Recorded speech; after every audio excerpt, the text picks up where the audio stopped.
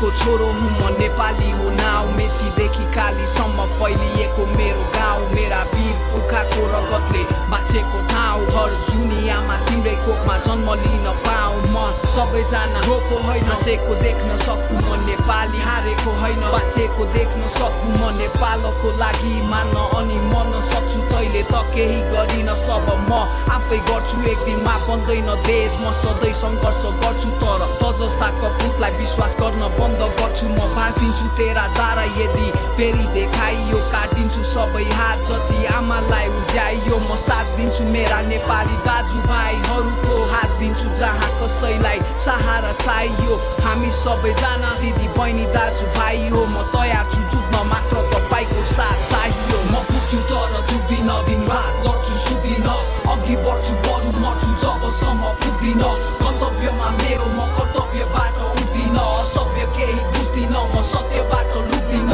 म फुक्छु तर जुट्दिन दिन रात गर्छु सुत्दिन अघि बढ्छु बरु मर्छु जबसम्म पुग्दिन गन्तव्यमा मेरो म कर्तव्यबाट उठ्दिन असभ्य केही बुझ्दिन म सत्यबाट लुक्दिन